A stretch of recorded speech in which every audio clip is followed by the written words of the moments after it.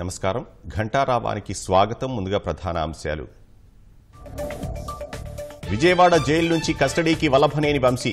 వైద్య పరీక్షల అనంతరం పోలీసుల విచారణ.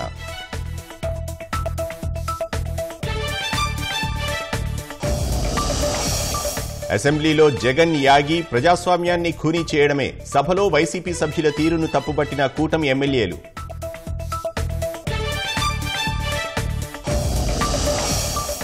ఏనుగుల దాడిలో భక్తుల మృతిపై సీఎం దిగ్భ్రాంతి. మృతుల కుటుంబాలకు 10 లక్షల పరిహారం ప్రకటన.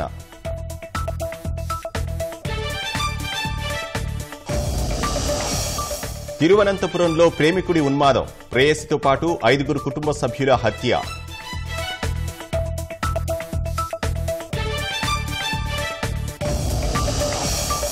దక్షిణ కొరియాలో కూలిన నిర్మాణంలో ఉన్న వంతెన. 3 మృతి, 7 గాయాలు.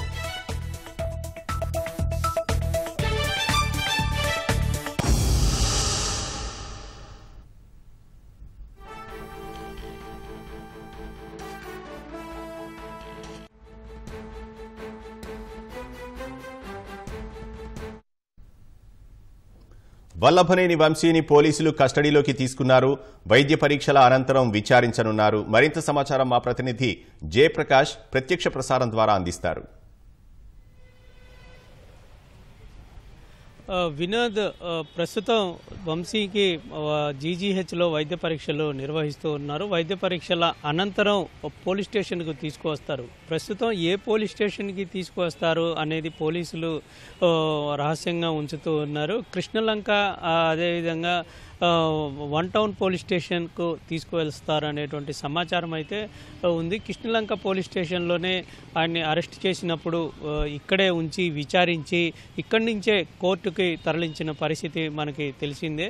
కృష్ణలంక పోలీస్ స్టేషన్లో కొంత ఇక్కడ ఉన్నటువంటి పోలీస్ స్టేషన్ సౌకర్యాలు, అదేవిధంగా ఇక్కడ 4 అంతస్తుల బిల్డింగ్ ఉండటంతో ఇందులో విచారించేందుకు సరైనటువంటి వస్తువులు, ప్లేసు ఇవన్నీ ఉండటంతో ఇక్కడికే తీసుకువస్తారనేటువంటి సమాచారం అయితే మనకి తెలుస్తూ ఉంది. 3 నిందితుల్ని విచారించాలి. ఒకేసారి 3 వేరువేరుగా విచారించటం, దాని తర్వాత ఒక్కొక్కళ్ళని ఎదురెదురుగా ఉంచి విచారించటం, ఇలాగా రకరకాలుగా విచారించే అవకాశం కనబడుతుంది. ఒక్కొక్కరు వాళ్ళు వివరించినటువంటి సమాచారం మేరకు వాళ్ళు సేకరించి ఇప్పటికే పోలీసులు ఎలా జరిగింది, కిడ్నాప్ ఎలా జరిగింది, ఇక్కడ నుంచి సత్యవర్ధన్ తాను స్టేట్మెంట్ ఇవ్వటానికి ఎప్పుడైతే ఇక్కడికి వచ్చాడో, విజయవాడ కోర్టుకు వచ్చాడో, అప్పటి నుంచి ఆ తర్వాత ఎక్కడెక్కడికి వెళ్ళాడు, ఏ సమయంలో వెళ్ళాడు అనేటువంటి ప్రాథమికంగా పోలీసులు ఇప్పటికే పూర్తి వివరాలు సేకరించారు. అయితే నిందితులు ఇచ్చినటువంటి సమాచారం ఆధారంగా వీళ్లకు ఉన్నటువంటి ఆధారాలను సరిపోలుస్తారు. ఇది చాలా కీలకంగా ఉంటుంది. ఎప్పుడైనా సరే కేసు గట్టిగా నిలబడాలన్నా, శిక్ష నిందితులకు పడాలన్నా సరే వీళ్ళు పోలీసులు సేకరించినటువంటి ఆధారాలు కోర్టులో చూయించినప్పుడు దానికి ఇప్పుడు వీళ్ళు చెప్పినటువంటి స్టేట్మెంటు, పోలీసుల దగ్గర ఉన్న ఆధారాలు ఇవన్నీ ఖచ్చితంగా సరిపోవాలి. లేదంటే కేసు బలం అనేటువంటిది వీగిపోయే అవకాశం కనబడుతోంది. అందుకోసమే వీళ్ళు దానికి సంబంధించి అటు డిజిటల్. ధన్యవాదాలు జయప్రకాష్. శాసనమండలి సమావేశాలు వాడివేడిగా సాగుతున్నాయి. గవర్నర్ ప్రసంగానికి ధన్యవాదాలు తెలిపే తీర్మానంపై అధికార విపక్షాల సభ్యుల మధ్య వాగ్వాదంతో గందరగోళం నెలకొంది. తెలుగు భాషలో చదివితే సాఫ్ట్వేర్ ఉద్యోగాలు వస్తాయా అంటూ వైసీపీ ఎమ్మెల్సీ తూమాటి మాధవరావు వ్యాఖ్యానించారు. తెలుగు భాషను మాధవరావు కించపరిచారని, తక్షణమే ఆ వ్యాఖ్యలను రికార్డుల నుంచి తొలగించాలని మంత్రులు డిమాండ్ చేశారు. రామాయపట్నం పోర్ట్ అంశంలో ప్రభుత్వంపై మాధవరావు విమర్శలు చేయగా మంత్రి డోలా తిప్పికొట్టారు. వైసీపీకి ప్రతిపక్ష హోదా ఎందుకు ఇవ్వడం లేదని ఎమ్మెల్సీ మాధవ్ ప్రశ్నించగా, ప్రతిపక్ష హోదా అనేది ప్రజలు ఇవ్వాలంటూ హోంమంత్రి అనిత గట్టి కౌంటర్ ఇచ్చారు. అసలు ఈ గవర్నర్ ప్రసంగంలో నిరుద్యోగ భృతి ప్రసంగమే లేదు, ఉండదు. ఎందుకంటే వాళ్ళు హామీలు అమలు చేసే ఆలోచనలు లేరు అధ్యక్ష. ఉద్యోగాలు, నిరుద్యోగ భృతి, వ్యవసాయం ఇవన్నీ పక్కన పెడితే విద్యా విధానాలకు వచ్చేటప్పటికి అధ్యక్ష వీళ్ళు చాలా గొప్పగా చెప్పుకుంటున్నారు అధ్యక్ష. అసలు సాఫ్ట్వేర్ పితామోహం మేము, సాఫ్ట్వేర్ తీసుకొచ్చింది మేము ఈ రాష్ట్రంలోకి అని చెప్తున్నారు అధ్యక్ష. గత ప్రభుత్వంలో ఇంగ్లీష్ మీడియం తీసుకొస్తే ఈరోజు సాఫ్ట్వేర్ ఉద్యోగాలు తెలుగు మీడియం చదువుకున్న వాళ్ళకి సాఫ్ట్వేర్ ఉద్యోగాలు వస్తాయి అధ్యక్ష. ఈరోజు ప్రపంచంతో పోటీ పడాలి. వాళ్ళు ముఖ్యమంత్రి గారు చెప్తా ఉన్నారు, ఆర్టిఫిషియల్ ఇంటెలిజెన్స్ తెలుగు మీడియంలో ఉందా? గత ప్రభుత్వంలో ఇంగ్లీష్ మీడియం అమలు చేశారు. ఈ రోజు మీరు తెలుగు మీడియం అమలు చేస్తారా, ఇంగ్లీష్ మీడియం అమలు చేస్తారా అనేది క్లారిటీ లేదు గవర్నర్ స్పీచ్ లో. తెలుగు మీడియమా, ఇంగ్లీష్ మీడియమా? ఇక్కడ తెలుగును అవమానించడం అధ్యక్ష. తెలుగు చదువుకుంటే సాఫ్ట్వేర్ ఉద్యోగాలు వస్తాయా అని అడగడం అన్నది నిజంగా అబ్జెక్టబుల్ అధ్యక్ష. ఏం తెలుగు చదువుకున్న వాళ్ళు కలెక్టర్లు కాలేదా? తెలుగు చదువుకున్న వాళ్ళు ఇంకా పెద్ద పెద్ద పొజిషన్ లో లేరా? తెలుగు వాళ్ళు ఈ రోజు ఢిల్లీలోని పెద్ద పెద్ద పొజిషన్స్ లో లేరా అధ్యక్ష? తెలుగు మీడియంలో చదువుకున్న వాళ్ళందరూ కూడా ఈ రోజు మంచి మంచి పొజిషన్స్ లో ఉన్నారు. తెలుగు చదువుకుంటే సాఫ్ట్వేర్ ఉద్యోగాలు రావు అన్న పదాన్ని అతను ఇత్తుడా చేసుకోవాలి అధ్యక్ష. చేయమని అధ్యక్ష. అది ఓడు. తెలుగుని గౌరవించే ఎవరైనా తెలుగు ప్రజలుగా, తెలుగు రాష్ట్రాల్లో ఉండి, తెలుగు శాసన మండలి సభ్యులుగా ఉండి, తెలుగు రాష్ట్రాల్లో శాసన మండలి సభ్యులుగా ఉన్న వాళ్ళు తెలుగును అవమానించడం అన్నది నిజంగా చాలా దురదృష్టకరం అధ్యక్ష. దీన్ని మీరు ఎట్టి వేస్తున్నది విత్డ్రా చేసుకోవాలి అధ్యక్ష. కోర్సు విత్డ్రా చేసుకోవాలి, లేకపోతే మీరైనా విత్డ్రా చేయాలి. అధ్యక్ష, తెలుగు భాష, తెలుగు నేల మీద పుట్టారు, తెలుగును అవమానపరిచారు కదా అధ్యక్ష. ఇచ్చిన ఆ వర్డ్స్ మీరు రికార్డ్స్ తొలగించారు అధ్యక్ష. తెలుగు భాష రికార్డ్స్ తొలగించారు అధ్యక్ష. నేను వ్యక్తిగతంగా కామెంట్ చేయలేదు. మీరు అబ్జెక్ట్ చేశారు. ఆయన ఏం చెప్పాడంటే మా ఉద్దేశం అది కాదని చెప్పాడు అధ్యక్ష. తెలుగు భాష చదివితే మాట్లాడే అధ్యక్ష. మాతృభాషని జన్మభూమిని అవమానపరుస్తారు అధ్యక్ష. రికార్డు నుంచి తొలగించారు అధ్యక్ష. మీరు ఇక్కడ ఉన్న వాళ్ళందరూ కూడా అందరూ తెలుగు భాష ఉన్న వాళ్ళమే. తెలుగు భాషను మాత్రం వాళ్ళు మాట్లాడటం కరెక్ట్ కదా అధ్యక్ష. భాషని వాళ్ళు కామెంట్ చేసి రికార్డు నుంచి తొలగించారు అధ్యక్ష. అరే అధ్యక్ష, మా రామాయపట్నం పోర్టు వచ్చిన తర్వాతే ఇండోసోల్ 4,800 ఎకరాలు ఎక్వైర్ చేసి ఇండోసోల్కి ఇచ్చాం. మీరు చెక్ చేసుకొని కావాలని రామాయపట్నం పోర్టు పక్కన రామాయపట్నం పోర్టు శంకుస్థాపన మీరు చేశారు, మేము చేశాం. తేడా ఏంటంటే మీరు ఎటువంటి పర్మిషన్లు కానీ ఈవెన్ నవయోగ దగ్గర ఎన్ఓసి కూడా తీసుకోకుండా మీరు శంకుస్థాపన చేస్తే ఆడ పోర్టుకు పర్మిషన్ లేకపోతే జగన్మోహన్ రెడ్డి గారి ప్రభుత్వం వచ్చిన తర్వాత నవయోగాల దగ్గర ఎన్ఓసి తీసుకొని పోర్టు ల్యాండ్ ఎక్వైర్ చేసి దానికి 3,600 కోట్ల రూపాయల నిధులు కేటాయించి ఆ పోర్టుని 1,600 కోట్ల రూపాయల నిధులు వినియోగించి ఆల్రెడీ పోర్టు సగం పూర్తయింది అధ్యక్ష. అది అయ్యింది కాబట్టే మాకు ఇండోసోల్ వచ్చింది అధ్యక్ష. ఈ రోజు అధ్యక్ష ఉండండి అధ్యక్ష, రామాయపట్నంలో పోర్టు 18లో శంకుస్థాపన చేశారు అధ్యక్ష. ఆ తర్వాత ఏషియన్ పల్ప్ ఇండస్ట్రీ 24,000 కోట్ల రూపాయల లక్షల కోట్ల పెట్టుబడి తీసుకొస్తే తరివేసింది వీళ్ళు కదా. వీళ్ళ వల్ల లూలు ఏంటంటే పరిశ్రమ తరలిపోలేదా? మన రాష్ట్రంలో పుట్టిన అమర్రాజా పరిశ్రమ తరలిపోలేదా? వీళ్ళు ఇండస్ట్రీ గురించి మాట్లాడతారు అధ్యక్ష. వీళ్ళు ఈ రోజు మాట్లాడతారు. చెప్పండి ఏటు ఎవరు తీసుకున్నారు ఈ రోజున? మీ సుబ్బారెడ్డి ఏం చెప్పదలుచుకున్నారు చెప్పండి. అదేనండి, మీ వల్ల పరిశ్రమలు జరిగిపోతే మీరు నీతులు మాట్లాడతారని చెప్తా ఉన్నాను. సిగ్గు లేకుండా కందుకూరు ప్రాంతంలో పెట్టినటువంటి ఏషియన్ పల్ప్ ఇండస్ట్రీ తరలిపోయిన కారణం మీరు కదా. ఆ రోజు పోర్టును రద్దు చేసింది మీరు కదా. మీ అన్నయ్యలకు అప్పగించుకొని మళ్ళీ కొత్తగా ఏదో మొదలు పెట్టామని చెప్పుకోవడం నిస్సిగ్గుతనంగా మాట్లాడతారు అధ్యక్ష. ఇది చాలా అసత్యాలు చెప్తారు అధ్యక్ష సభకే. అధ్యక్ష, ఇప్పుడు ప్రజాస్వామ్య వ్యవస్థ చాలా విచిత్రంగా మాట్లాడుతున్నారు అధ్యక్ష. నిన్న గవర్నర్ స్పీచ్ అయిపోయిన తర్వాత బయటకు వచ్చేసి ఏంటంటే ప్రభుత్వం ఒకటి ఉంటుంది అధ్యక్ష, ప్రతిపక్షం ఒకటి ఉంటుంది అధ్యక్ష. ప్రభుత్వం అంటే ఏంటి? అధికారాన్ని వాళ్ళు భాగస్వాములు కావచ్చు, వాళ్ళు కావచ్చు పంచుకొని ప్రజల చేత ఎన్నుకోబడి ప్రభుత్వంలోకి వచ్చారు అధ్యక్ష. ఒక్క నిమిషం ఎన్నుకోబడి వచ్చారు. ప్రతిపక్షం అంటే ఏంటి అధ్యక్ష? పిఎస్సి చైర్మన్ ప్రతిపక్షం వాళ్ళకి ఇచ్చేది భారత రాజ్యాంగం ప్రకారం, ప్రజాస్వామ్యం ప్రకారం సాంప్రదాయం అధ్యక్ష. అధికార ప్రభుత్వానికి అధికారంలో భాగస్వామ్యులుగా ఉన్న వాళ్ళకి, మంత్రులుగా డిప్యూటీ సీఎంలుగా ఈ సభలో ఉన్న వాళ్ళకి ఎలా పిఎస్సి ఇస్తారు? ప్రతిపక్షం ఏది అధ్యక్ష? లేదనుకోండి, వాళ్ళే ప్రతిపక్షం రావాలనుకుంటే వాళ్ళు రాజీనామాలు చేసి మంత్రులు డిప్యూటీ సీఎంలు వచ్చేయండి. అంతేగాని ఇలా ఎవరి నోటికొచ్చిన మాట్లాడి ఈ రోజు గవర్నర్ ప్రసంగంలో రాష్ట్రానికి సంబంధించింది ఏదీ లేదు అధ్యక్ష. ప్రతిపక్ష హోదా రావటానికి వాళ్ళకున్న సభ్యులు సరిపోతారని వాళ్ళకు వచ్చిన రూల్ బుక్ లో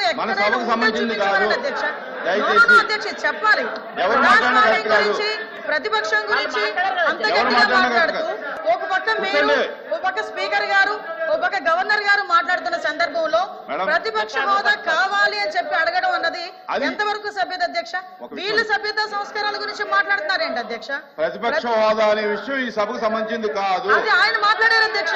ఎవరు మాట్లాడినా కరెక్ట్ కాదు. ఆయన మాట్లాడారు, సమాధానం చెప్పాలి. ఎవరు మాట్లాడినా కరెక్ట్ కాదు. ప్రజలు ఇవ్వలేదు. ఈ రోజు చంద్రబాబు నాయుడు గారు, పవన్ కళ్యాణ్ గారు, గవర్నర్ గారు ఇచ్చింది కాదు అది. ప్రజలు ఈ రోజు ప్రతిపక్ష హోదా ఇవ్వలేదు. మీరే ఒకనొక సందర్భంలో అధికారంలో ఉండేటప్పుడు అట్నుంచి తీసుకుంటే ప్రతిపక్ష హోదా పోతుందని చంద్రబాబు నాయుడు గారు పోతుందని మాట్లాడారు. మరి ఆ రోజు రూల్ అండ్ రెగ్యులేషన్స్ తెలీదా? ఆ రోజు సత్యబాబు గారు పెద్ద ఆయన సభలో ఉన్నారు. అధ్యక్ష అర్థం చేసుకోవాలి అధ్యక్ష. ఎక్కడ పడితే అక్కడ దీని గురించి మాట్లాడితే మేము మాట్లాడతాం. అపోజిషన్ లీడర్ లేనప్పుడు జగన్మోహన్ రెడ్డి ఫ్లోర్ లీడర్ అంతే. వైఎస్ఆర్సీపీ ఫ్లోర్ లీడర్ ఆయన అంతే, అంతకుమించి ఏం లేదు.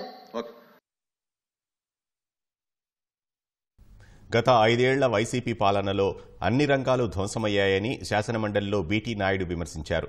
రెవెన్యూ వ్యవస్థను భ్రష్టు పట్టించి రీసర్వే పేరుతో రికార్డులు తారుమారు చేసి తగాదాలు సృష్టించారన్నారు. 5 ఏళ్లలో జగన్ 10 లక్షల కోట్లు అప్పులు చేశారని ఆరోపించారు.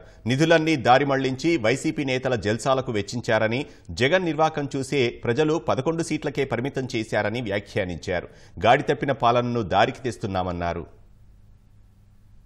గత వైఎస్ఆర్ ప్రభుత్వం పాలనలో రెవెన్యూ వ్యవస్థ పూర్తిగా నాశనమైంది.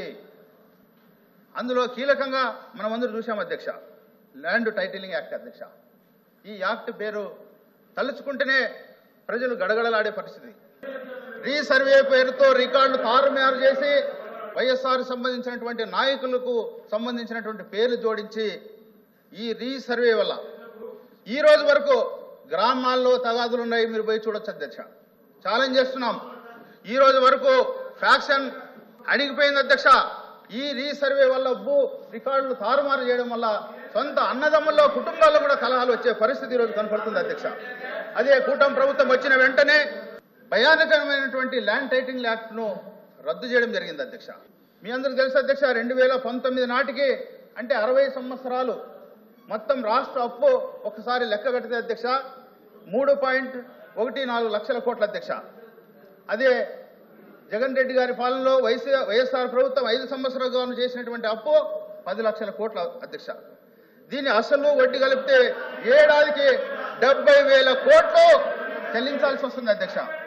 గతంలో ఏ ప్రభుత్వం పెట్టని విధంగా 1.46 లక్షల కోట్లు అప్పులు చేసిపోయింది అధ్యక్ష.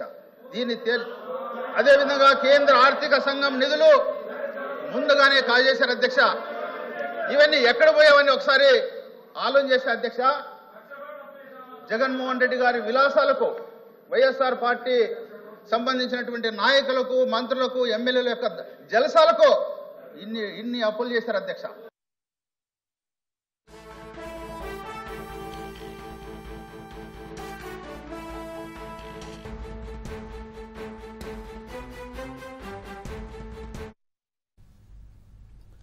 చంద్రబాబు నివాసం, టీడీపీ కేంద్ర కార్యాలయంపై దాడి కేసులో జోగి రమేష్, దేవినేని అవినాష్ వేసిన పిటిషన్పై విచారణను సుప్రీంకోర్టు ముగించింది.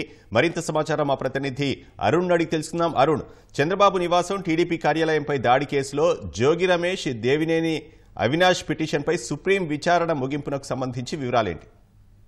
దేవినేని అవినాష్ అదేవిధంగా జోగి రమేష్ ఇరువురికి సంబంధించినటువంటి వ్యవహారంలో చంద్రబాబు నివాసం పైన దాడి, దాంతో పాటుగా తెలుగుదేశం మంగళగిరిలోని తెలుగుదేశం కేంద్ర కార్యాలయంపై దాడి, ఈ 2 కేసులకు సంబంధించినటువంటి విచారణను ఆంధ్రప్రదేశ్ హైకోర్టు ఇచ్చినటువంటి ఉత్తర్వులను సవాలు చేస్తూ దాఖలు నిందితులుగా ఉన్నటువంటి దేవినేని అవినాష్, అదేవిధంగా జోగి రమేష్, వీరిద్దరితో పాటుగా మరో సుమారు 20 మంది నిందితులు దాఖలు చేసినటువంటి పిటిషన్లపైన సుప్రీంకోర్టు ఈ రోజు విచారణ ముగించింది. విచారణ ముగిస్తూ ఒక కీలకమైనటువంటి ఆదేశాలు జారీ చేసింది. ఆదేశాల్లో సుప్రీంకోర్టు పలు కీలకమైనటువంటి వ్యాఖ్యలు చేసింది.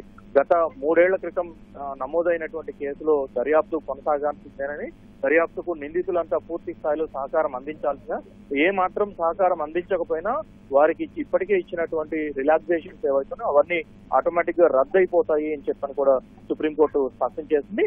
దాంతో పాటుగా ఈ కేసు దర్యాప్తుకు సంబంధించినటువంటి వ్యవహారంలో ఒక్క అడుగు కూడా ముందుకు పడలేదు అనేది సుప్రీంకోర్టు అబ్జర్వ్ చేసినట్లుగానే ఇచ్చినటువంటి కేసుపై విచారణను ముగిస్తూ ఇచ్చినటువంటి ఉత్తర్వుల్లో స్పష్టంగా చెప్పడం జరిగింది. దాంతో పాటుగా క్రిమినల్ ప్రొసీజర్ కోడ్ దర్యాప్తు జరపాల్సినటువంటి విధానంలో క్రిమినల్ ప్రొసీజర్ కోడ్ ను పూర్తి స్థాయిలో ఉల్లంఘించారు అనడానికి ఇది ఒక నిదర్శనంగా ఉంది. గత 3 ఏళ్లుగా అంటే ప్రభుత్వం మారనంత వరకు ఈ కేసులో ఎలాంటి పురోగతి లేదు. కేసును పూర్తి స్థాయిలో పక్కన పడేశారు. కాబట్టి ఈ కేసు ఇప్పటి వరకు సాకారం అవుతూ వచ్చింది అనేది సుప్రీంకోర్టు తన ఆదేశాల్లో పేర్కొనడం జరిగింది. దాంతో పాటుగా సుప్రీంకోర్టు మరొక కీలకమైనటువంటి ఆదేశాలు ఇచ్చింది. ఇప్పటికే ఈ కేసులో తాము విచారణ జరిపి నిందితులుగా ఉన్నటువంటి వారికి అవకాశం కల్పించామని, అయితే ఇకపై దీన్ని ఇకపై ఇక్కడ విచారణ కొనసాగించాల్సినటువంటి అవసరం లేదు అని చెప్పి సుప్రీంకోర్టు అభిప్రాయం వ్యక్తం చేయడంతో పాటు నిందితులు తమ పాస్పోర్ట్లన్నింటినీ ఎట్టి పరిస్థితుల్లో దర్యాప్తు అధికారికి అందించాలని, దర్యాప్తు అధికారి అనుమతి లేకుండా ఎలాంటి విదేశీ పర్యటన కానీ బయటికి వెళ్ళడం కానీ చేయకూడదు అని చెప్పి సుప్రీంకోర్టు తన తుది ఉత్తర్వుల్లో స్పష్టం చేస్తూ ఈ కేసుకు సంబంధించినటువంటి వివరాలన్నింటినీ నమోదు చేయడంతో పాటు కేసు తదుపరి ఇంకా విచారణ కొనసాగాల్సినటువంటి అవసరం లేదు అని చెప్పి విచారణను ముగించింది. ధన్యవాదాలు అరుణ్.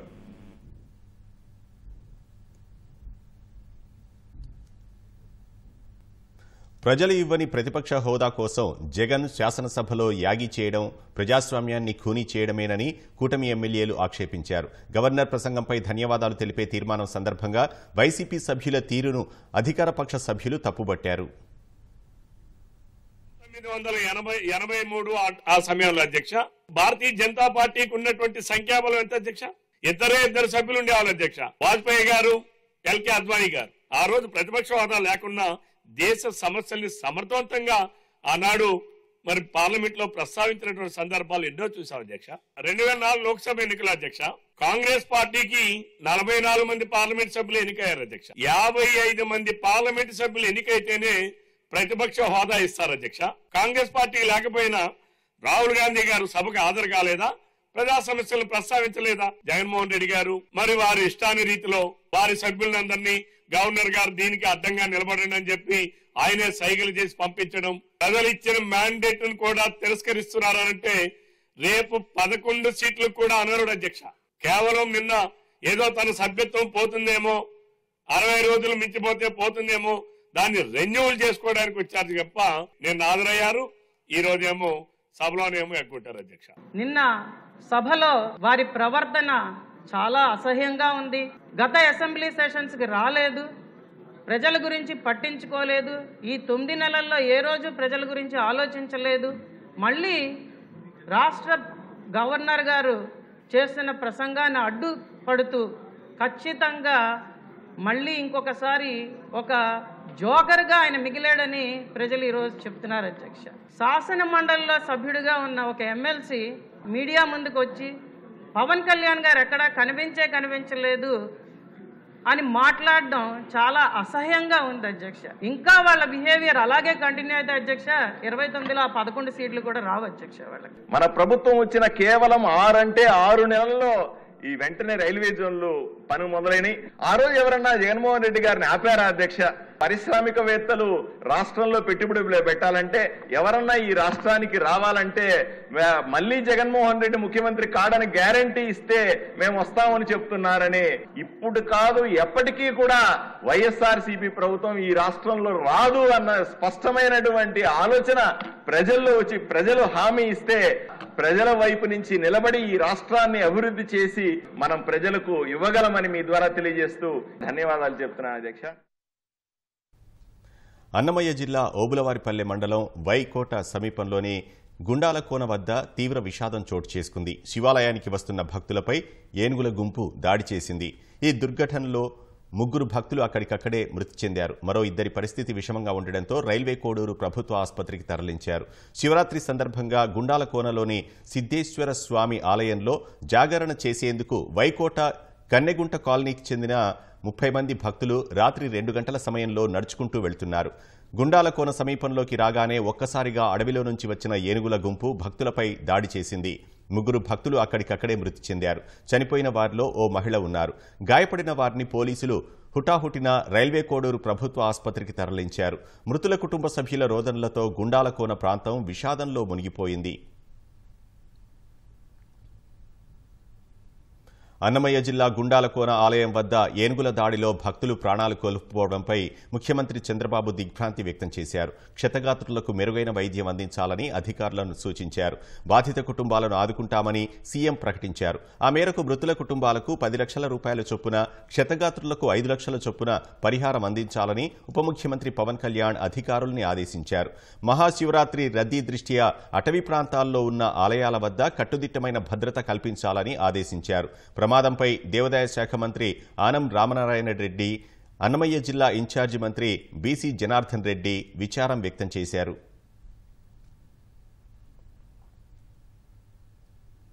ప్రజలిచ్చిన బాధ్యతను జగన్ విస్మరించడం సరికాదని బీజేపీ రాష్ట్ర అధ్యక్షురాలు పురంధేశ్వరి హితవు పలికారు. అసెంబ్లీకి వెళ్లి ప్రజా సమస్యలను లేవనెత్తాలని రాజమహేంద్రవరంలో సూచించారు. గత 5 ఏళ్లు గౌరవ సభను కౌరవ సభగా మార్చిందెవరో ప్రజలందరికీ తెలుసని చురకలు వేశారు. ప్రతిపక్ష హోదా రావడానికి నిబంధన ఉన్నది. ఇంత పర్సంటేజ్ అసెంబ్లీలో సీట్స్ వస్తే మీకు ప్రతిపక్ష హోదా, ఆ హోదా దక్కలేదు కదా. అది కావాలని మీకు దూరం చేయటం కాదుగా. 6 నెలలు కంటిన్యూస్ గా మీరు వెళ్ళకపోతే సభ్యత్వం రద్దయ్యేటువంటి అవకాశం. సో మధ్యలో వెళ్ళి నేను అటెండెన్స్ వేయించుకొచ్చాను. కానీ వారు గుర్తుంచుకోవాల్సింది, ప్రజలు మిమ్మల్ని ఎన్నుకున్నది ఎందుకు? ప్రజా సమస్యల్ని నిర్మాణాత్మకంగా మీరు ఎత్తి చూపుతారని కదా. ఆ బాధ్యతను మీరు విస్మరిస్తే ఇంకా మీరు ప్రజాప్రతినిధి ఏముందండి?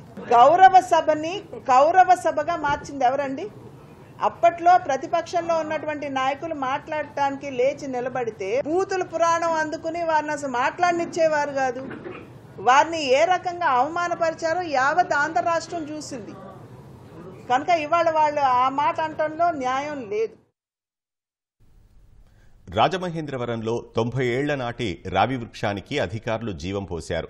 జిల్లా కోర్టు ఆవరణలో భవన నిర్మాణాలకు అడ్డంకిగా ఉన్న వృక్షాన్ని తొలగించి మరోచోట పునరుజ్జీవం కల్పించాలని జిల్లా ప్రధాన న్యాయమూర్తి గంధం సునీత రోటరీ క్లబ్ ప్రతినిధులను కోరారు. గత నెల 6న రావి చెట్టును వేర్లతో సహా పెకిలించి లేపనాలు పూశారు. 35 రోజుల పాటు అనంతరం చెట్టు చిగురించింది.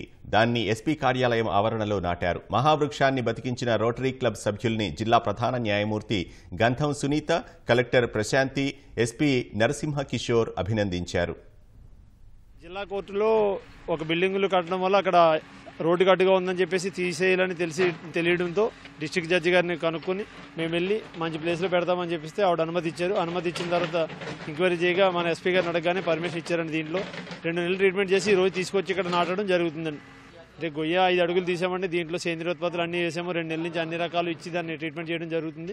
మళ్ళీ రేపటి నుంచి రెగ్యులర్గా రోజుకో రకం ఇచ్చి దాన్ని వైద్యం చేస్తాం.